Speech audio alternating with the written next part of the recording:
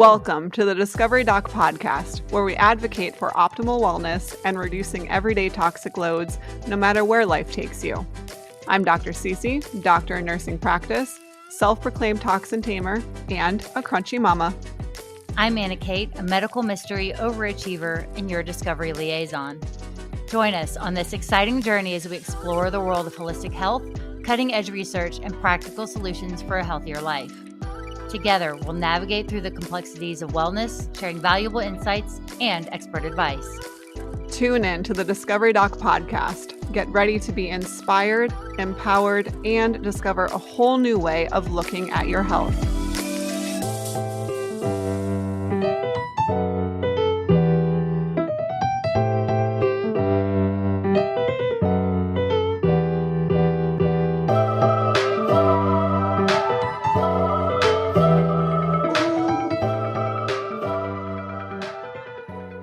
So a big part, and we kind of mentioned this in the first episode, Annah Kate over here asked how I felt like my journey with Lyme disease impacted my pregnancies and just as a mom. And I kind of answered the mom aspect of it, but not the pregnancy aspect. And I've had 3 wildly different pregnancies and births that I think it really speaks volumes to when you get your body to a point where you feel optimal.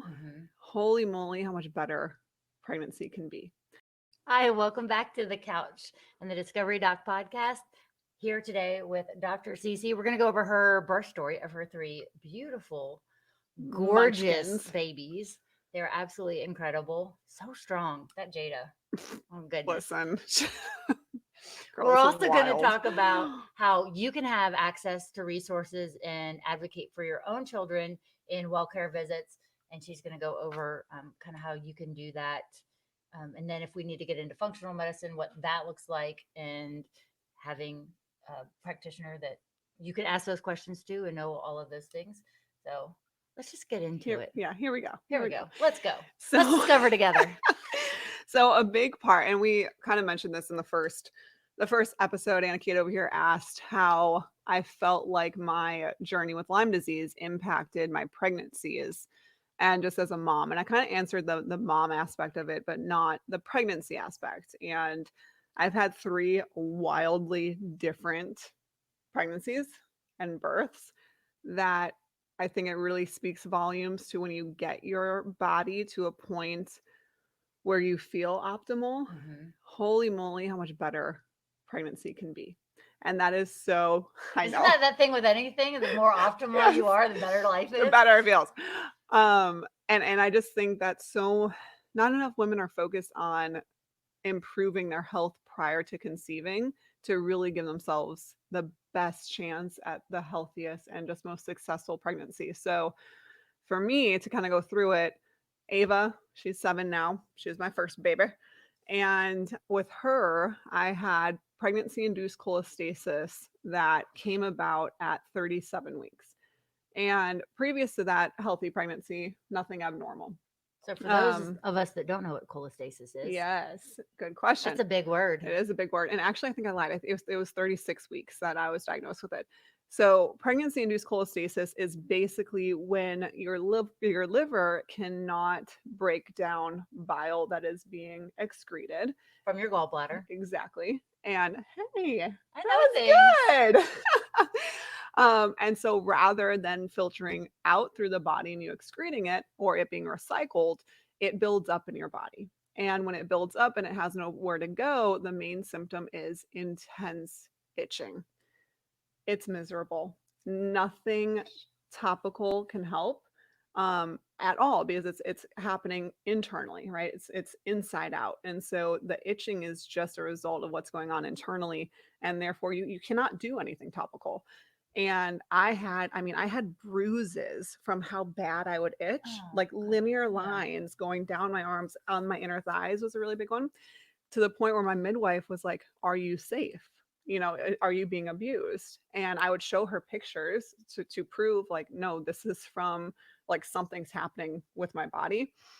And at that point, I didn't know what it was. I did all the research after that and kind of self-diagnosed with cholestasis, and it turned out to be correct. But ultimately, in conventional medicine, there's nothing that can be done. Surprise, Imagine surprise. that. Yeah. And you were in your allopathic field at this I was time. not working yet. I was in school. Okay. So yeah, I was in the midst of school, pregnant in the last semester of one of my programs, and it was a mixture of holy moly, I'm going to give birth in my last semester. In the midst of it, like in it was March, that I was due, and the semester wasn't over until May, and this cholestasis popped up, and I was being told, well, you have it. There's nothing that can be done. We'll monitor your liver enzymes.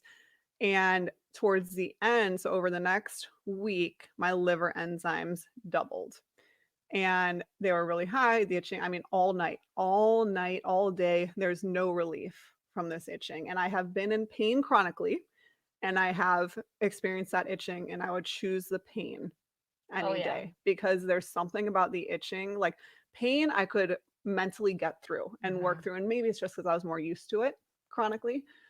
But itching, it sounds weird, but there's like mentally it really messed me up. Hmm.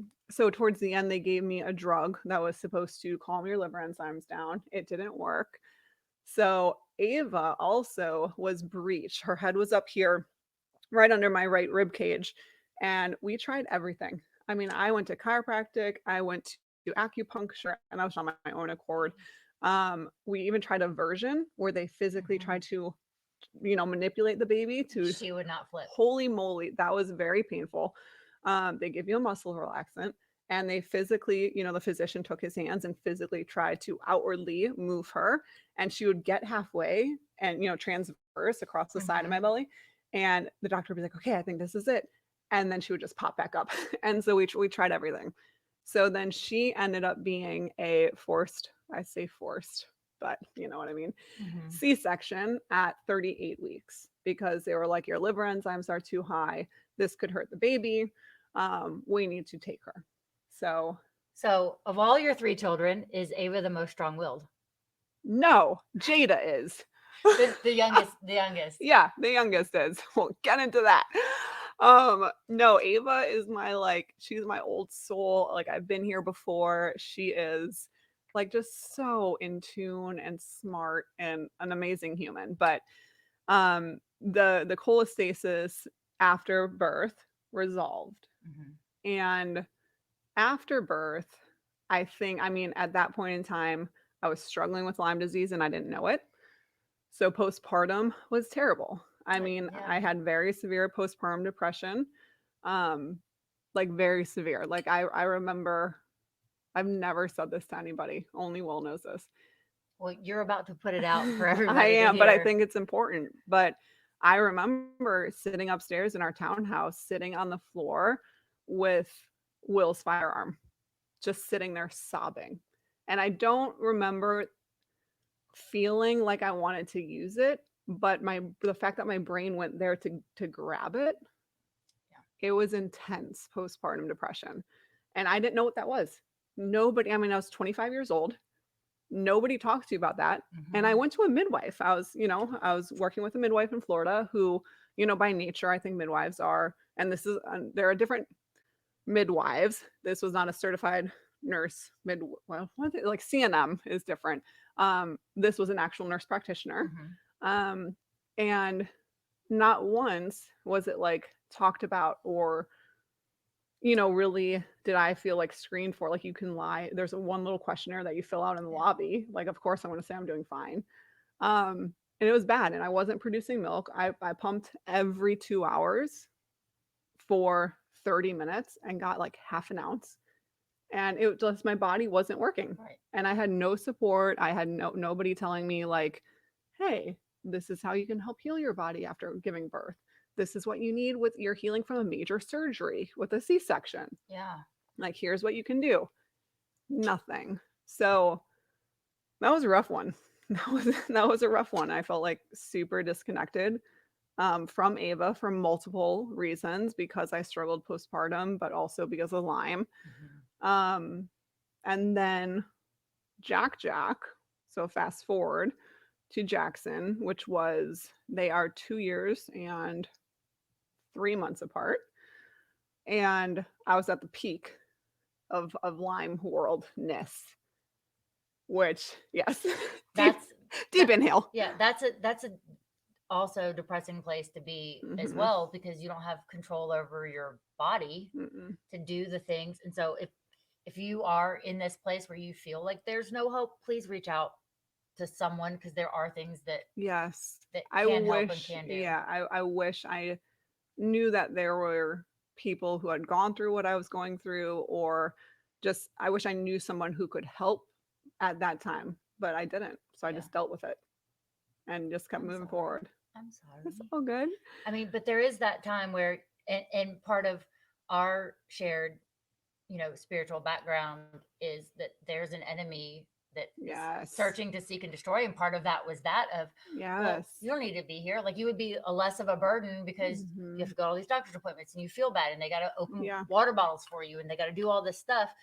And I knew that that was a lie, but that didn't stop it from Feeling. feeling it and Yeah. getting to the place, well, like, yeah, what difference does it make if I am here? Hmm. And this is the difference that it makes, is that if you stick around, God does incredible Amazing things, things. and Absolutely. puts the right people into your Yeah. life. So 100%.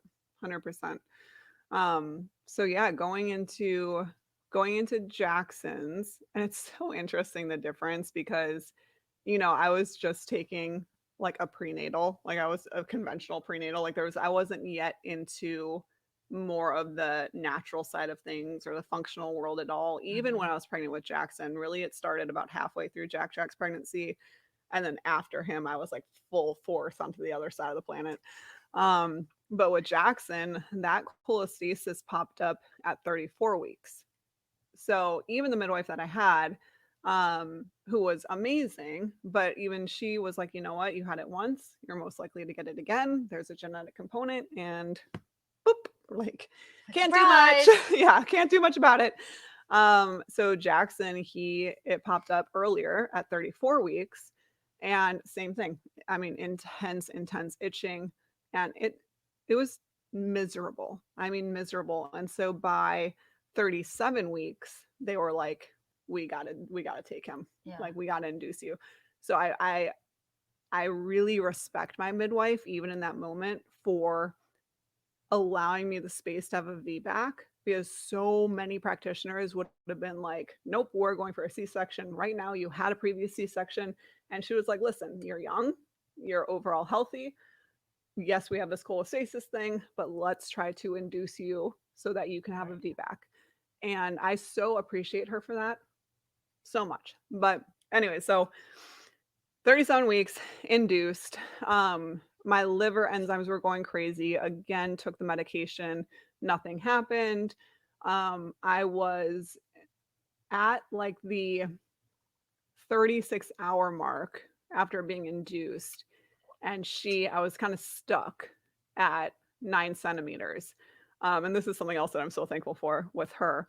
And she came in the room and she was like, listen, if we don't get this baby out now, like we're gonna have to get to a C-section. And she was like, so try to push. And not being 10 centimeters dilated, just being 9 centimeters. And I was like, what? And she's like, 10 centimeters is not enough either. right, right. And she's like, let's just try. And 7 minutes later, Jackson came out to the world. So I am so thankful for her in and just various aspects throughout that pregnancy, because I do feel like she empowered me to have that VBAC, to have him vaginally. What I look back on is just shoulda, woulda, coulda. Like, I wish I knew then what I knew now Yeah. about cholestasis. But it was right after his birth that I was diagnosed with Lyme, and that I was treated. We got rid of it. And still with him, postpartum, I was better. It's amazing to see the difference between C-section and vaginal and how I felt. Hmm. Like, right away, I felt more connected. I did not get postpartum depression with him. Um, I still didn't produce much breast milk. That stunk. But those two other aspects were much better. So even just the difference between having a C-section versus vaginal, because when I had him, it was still chemically induced, right? Right. Like, my body didn't go through labor. My body was forced Right. to go through labor. Um, due to chemicals, right? So I think that played a huge part as to why I couldn't produce a lot of breast milk, but the other two aspects were so much better. And then treated with Lyme, and then I get pregnant with Jada. Wait, so how long between giving birth to Jackson and going through your postpart Hmm. your post stuff did the cholestasis resolve itself? Oh, immediately. So with Like the next day? oh yeah, oh I mean within 12 hours. Yes, yes, Cholestasis is dumb. it is. It is within 12 hours. I mean, I Okay. remember itching minimally. So when you're in labor, you're in so much pain that I wasn't paying attention to the Right. itching. But the minimally after birth for both Ava and Jackson, I was a little bit itchy, like palms and soles of my Mhm. feet, especially. But within 12, 24 hours, gone, completely gone. So what would you do if you didn't have a gallbladder and you got cholestasis? Well, you couldn't because then that bile doesn't build up. Yeah, but where? Well, I guess okay.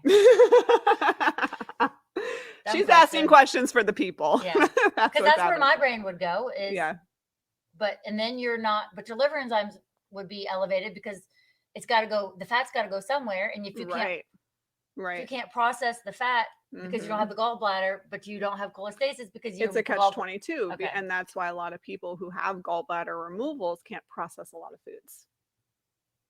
don't have your gallbladder removed. It is the most over removed Unnecessary. organ. Yeah. I swear. Um, Try going to see a naturopath and an integrative medicine, functional medicine doctor before you opt for surgery on that one. remove body parts. But yeah, Um, so then it was longer between. So Ava and Jackson are closer together than Jackson and Jada. okay. So Jackson and Jada are about 3.5 years apart. So it gave me time to recover postpartum, recover from Lyme. I knew I was Lyme free. That's the difference. So looking back, I didn't know in my pregnancies with them that I had Lyme disease, but I sure did. You know, looking back on it, I know that I did. And to the point where both Ava and Jackson, before they turned 3, I tested them for Lyme disease. Yeah. Ava, full blown CDC positive at 3 years old. And I remember being in that naturopath's office and bawling, Yeah. bawling my eyes out. And I was on the phone with Will and just crying. And they're both like, sweetie, calm down. Like, just give her SOT. It's okay. Like, we know what to do here. But it was that guilt because our blood work matched. Mm-hmm. I mean, I gave it to her. There's no doubt that I gave it to her in utero, and she was a C-section baby. So don't tell me it can only be, Right. transmitted vaginally. Um, Gave her SOT, and she's fine. Jackson, interestingly enough, totally negative. So go Go figure that figure. one. Right. Yeah. It's just a crapshoot. But so kind of proceeding forward, I was in a much better place physically. Lyme was gone. I was feeling great. But I was so scared of getting cholestasis again that that's what took us longer to get pregnant, was that we weren't trying. I Yeah. was like, I don't know, like I would love more kids, but I'm scared. I cannot go through that again, especially with getting it the first time at 36 weeks, the Right. second time at 34 weeks. I was like, what's this time going to be? 30 weeks? I can't deal with it the last 10 weeks of pregnancy. And then I'm going to have a preterm, Yes. delivery. And like all these things go in your head where And I did was, any of that happen? no. No. um, but it's that fear. It's that fear.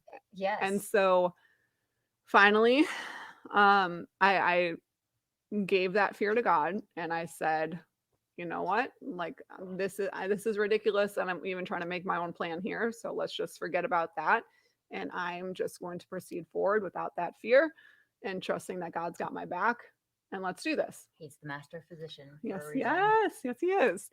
Um, and so then as soon as I got pregnant with Jada, I did hours and hours of research about how I can prevent cholestasis in myself. There is no protocol out there. There is no, I mean, I spoke to so many naturopathic physicians and DOs and even MDs, and nobody gave me a protocol. Nobody said, hey, if you do this, it was all, yes, general liver support.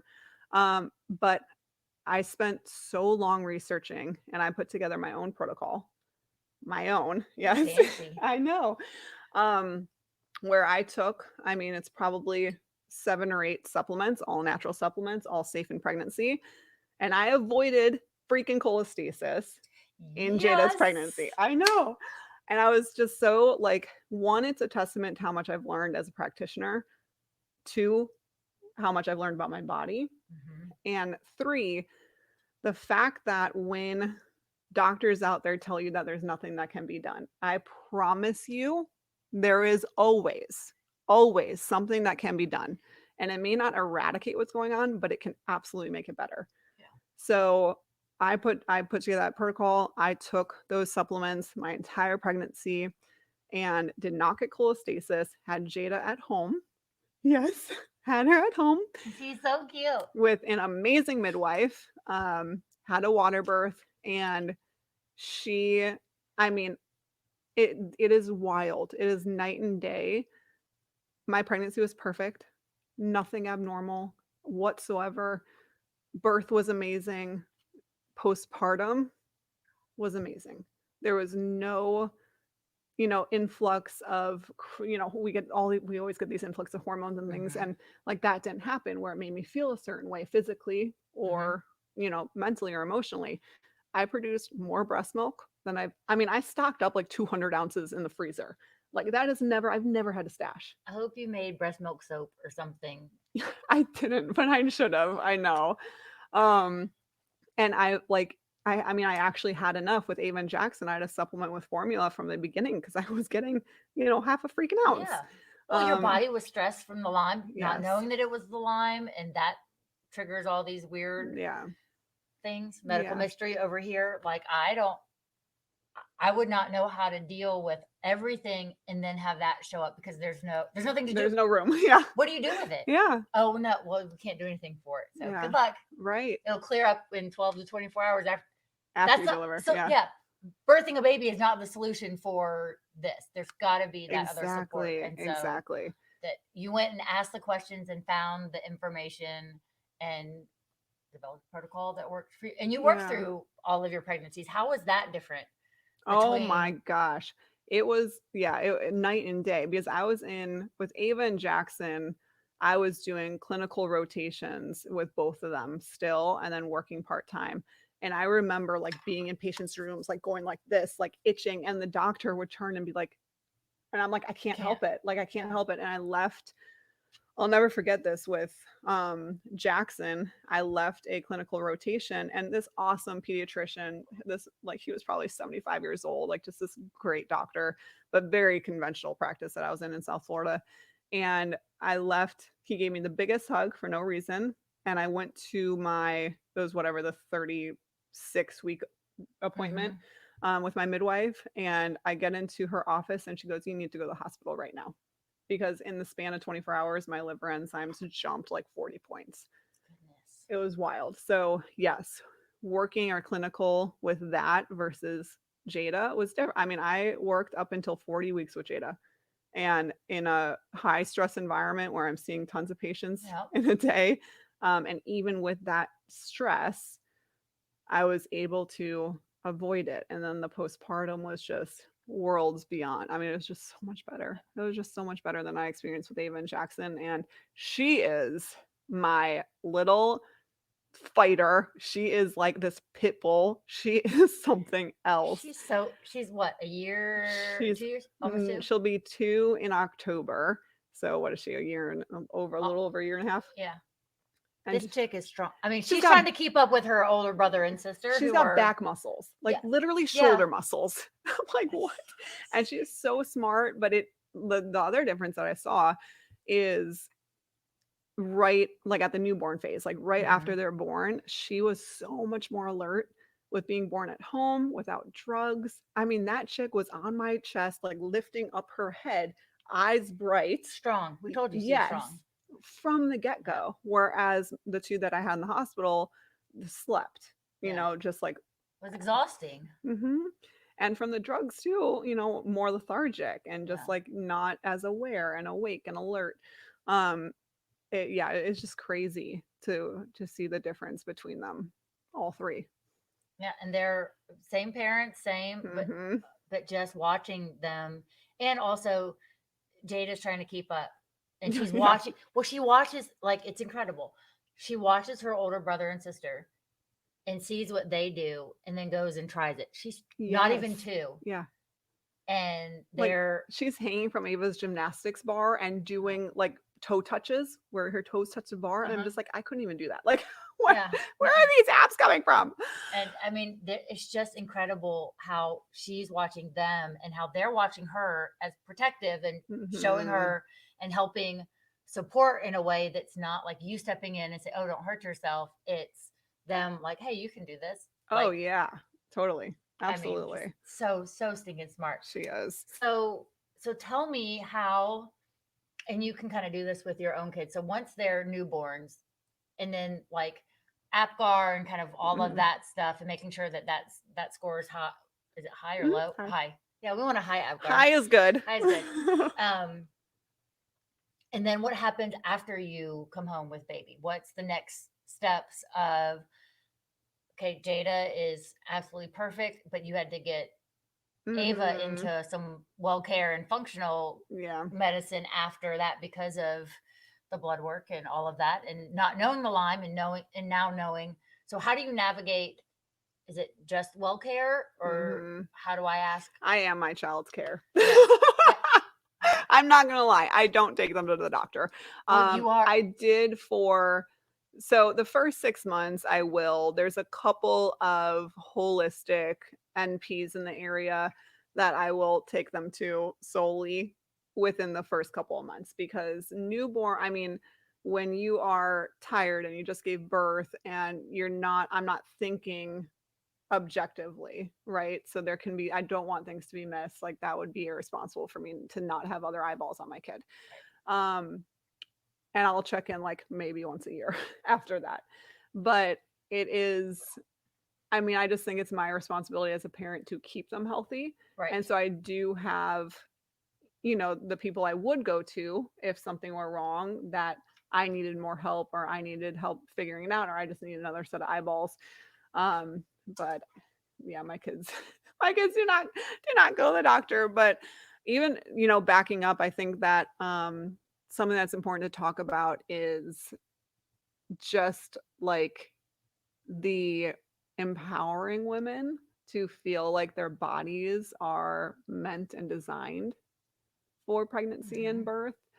Because throughout those experiences with Ava and Jackson, I didn't feel like mine was. I felt like I had to be in the medical system. I had to be in the hospital in order for me to have my child. And in that moment, there's always instances, right, where women are safer in the hospital setting. And for me with Ava, there was no question about that.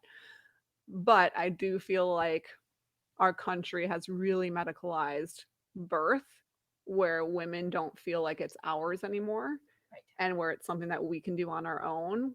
And that, I think, was the biggest difference in those two births versus Jada.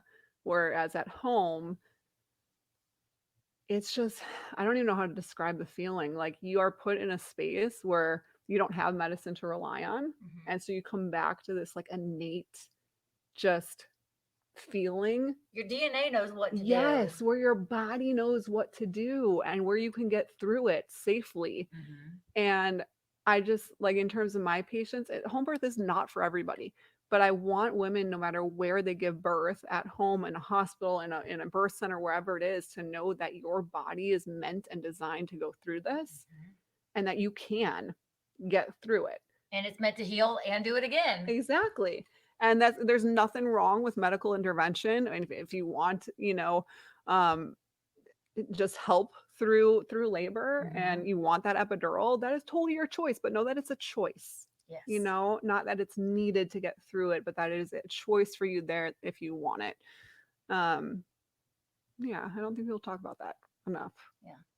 Well, obviously, because you see pediatrics and kids all the time, and that's the majority of what you see. Yeah. Right? Maybe 50-50 at this point. Yeah. So now we can talk about that more. Yeah. Well, having moms in too, and again, you have to be able to, you can't pour from an empty cup. Right. Right. So mom self-care and having the resources and having that support and and doing all of those things and making sure that mom feels supported. Yeah. So she can support her babies Yeah. and advocate for them. So Yes. we're going to help advocate for you. Yes. So what are the questions that, if knowing all that you know as a mama, if you were having to go to another NP, what would be the questions that you would ask of the NP, and what questions would you ask to the NP? If I were pregnant, or if I for the baby, like if a baby was born already. Let's start with mom. Okay. And like in the, in pregnancy. So number one sure, that's is I want pregnancy when the baby's in there. That is something that with this platform I've been focusing on. Like in practice, I don't have time to be as close to moms, pregnant women, as I would like to be, because my schedule just books out 4 to 6 weeks, and it's like if you have a pregnant mom where you have to run labs every 2 weeks, it's just doesn't do well. So with the Discover Doc platform, that is the only clients that I've been taking one-on-one are either preconception or pregnant or postpartum moms, because it is so darn important to optimize your health before pregnancy and then keep it optimal during pregnancy. Right. And looking at labs, like all that was looked at in my first 2 pregnancies were a CBC and a thyroid panel. Like what? Did they run a full thyroid where, panel? No. It was just a TSH. Where are the micronutrients? Where Right. are, other immune markers? Where, there's so many other things that can be looked at to optimize you and the health of yourself as well as the baby that you're growing. That is what the one-on-ones with the Discover Doc is focused on, and running functional medicine laboratories. So I wish back then I knew that, or I asked just why and what else. Why is this going on? And what else can be done?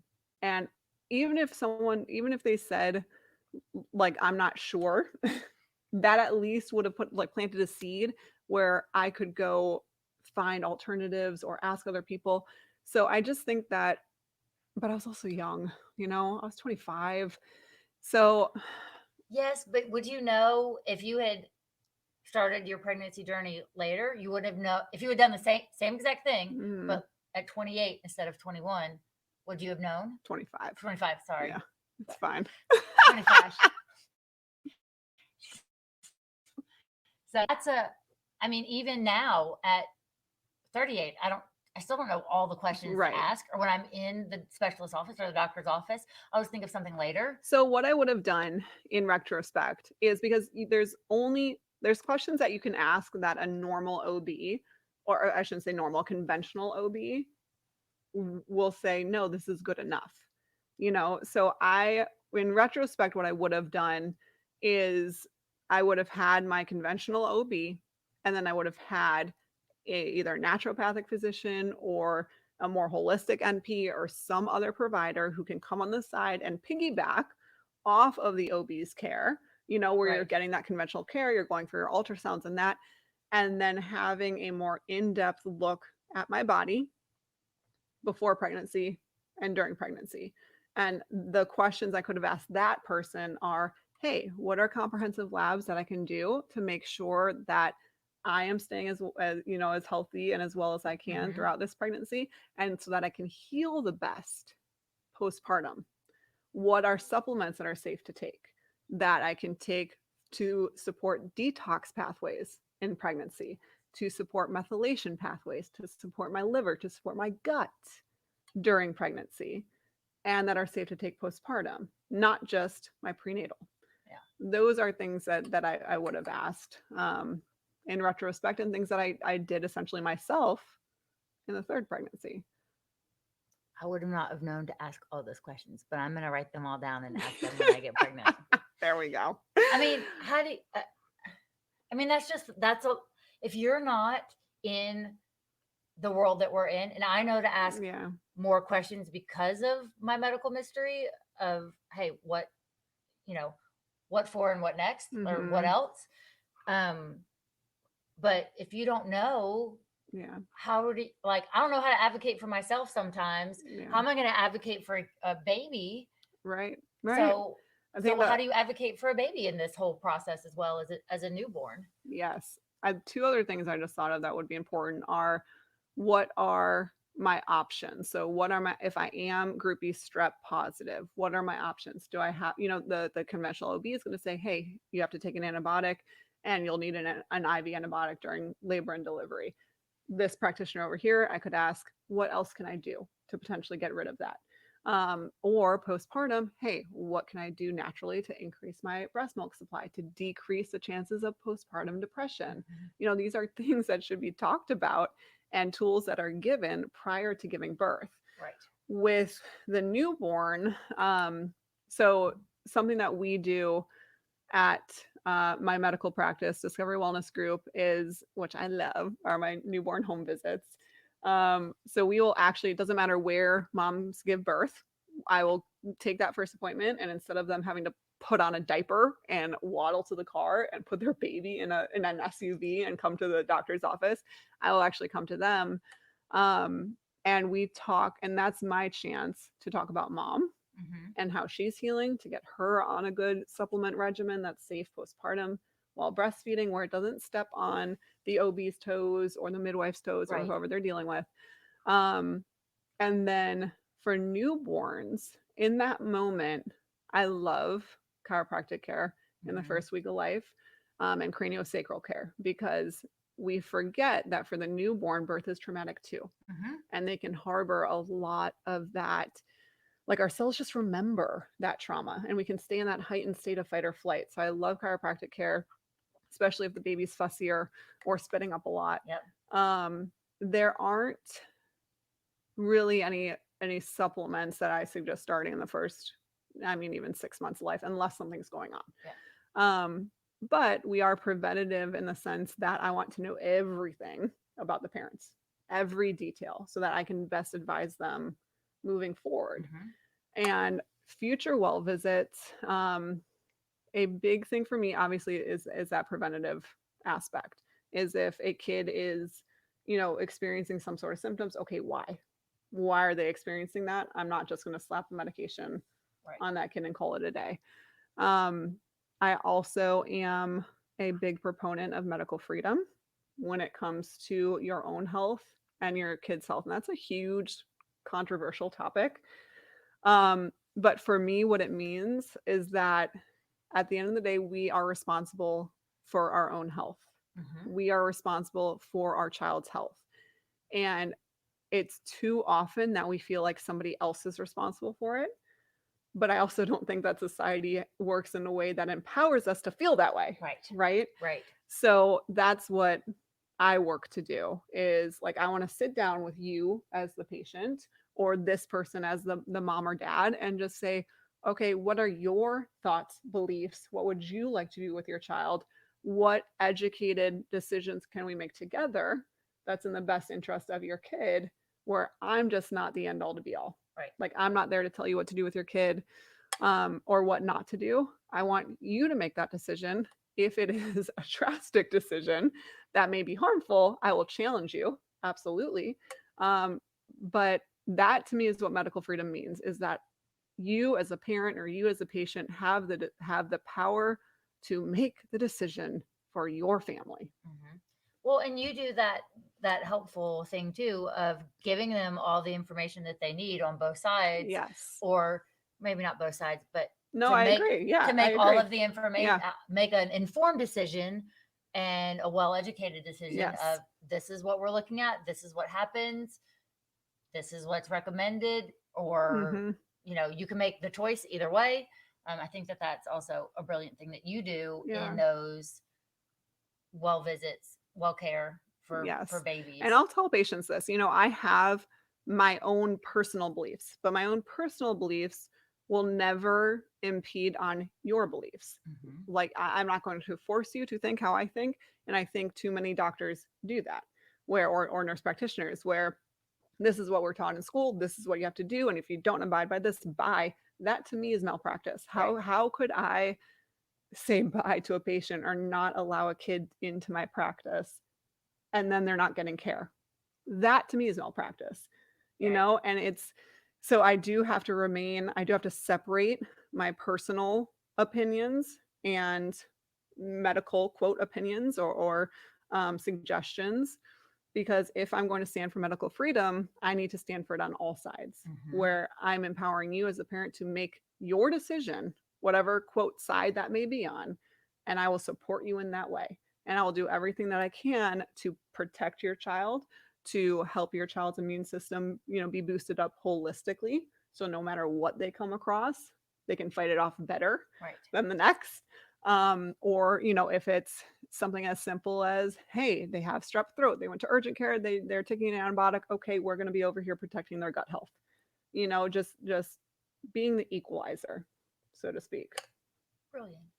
I am, aren't I? No, I'm just kidding. I'm just kidding, guys. That's why she's the discovery doc. I am just kidding. It's just my personal philosophy, and I wish that, when Ava and Jackson were little, that I had that. Like literally no doctor, and the doctors that we saw when Ava and Jackson were younger babies, it's just cattle. Like they go in, they do routine things, and that's it. And it's just the same thing for every single kid. And it's like one day the light switch went off in my head that was like, every kid is different.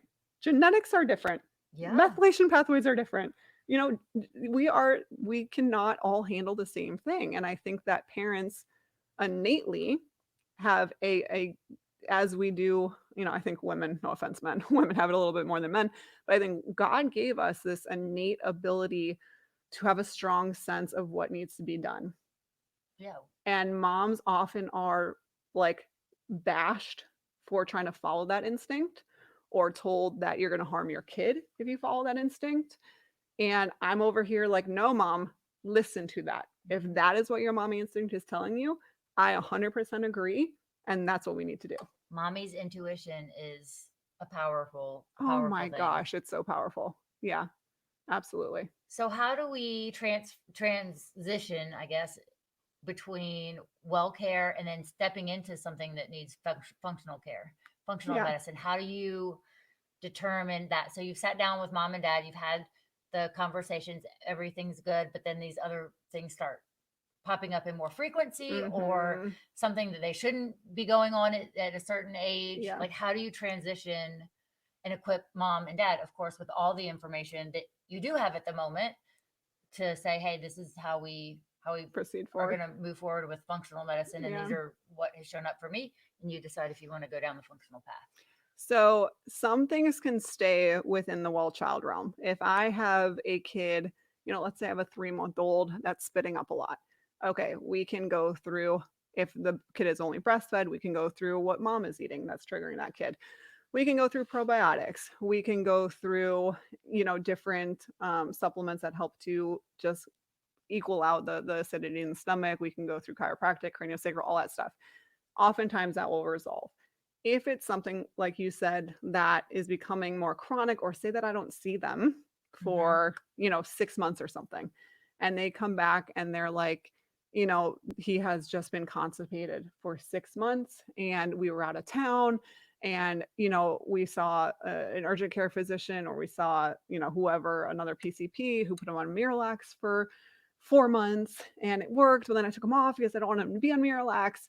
Then I'm like, hey, we need additional labs here.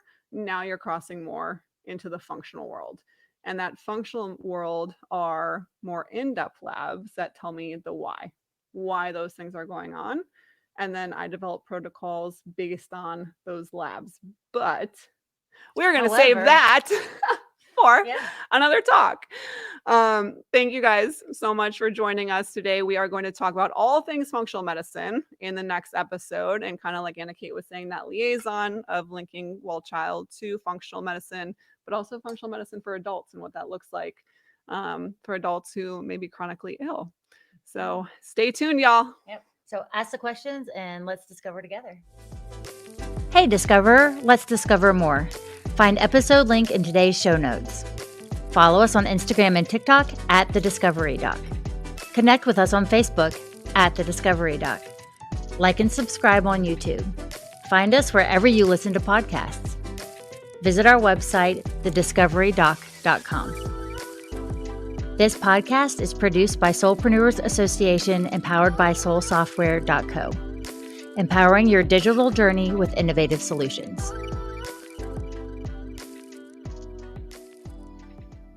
The content provided in this podcast provides general information and discussions on various topics related to health, wellness, and medical advancements. However, it is essential to understand that the content provided in this podcast is not intended to be a substitute for professional medical advice, diagnosis, or treatment. The host, guests, and contributors are individuals sharing their personal experiences, opinions, and knowledge in their respective fields. While they strive to provide accurate, up-to-date information, medical knowledge is constantly evolving, and the information presented in this podcast may not always reflect the most current research and medical guidelines. It is crucial to consult with a qualified healthcare professional or medical expert for specific medical concerns. Never disregard professional medical advice or delay seeking medical treatment based on the information presented in this podcast. The Discovery Doc podcast encourages listeners to use their own judgment and discretion while implementing any suggestions, recommendations, or lifestyle changes discussed in this episode. Each individual's medical situation is unique and may work for one, may not be suitable or safe for another.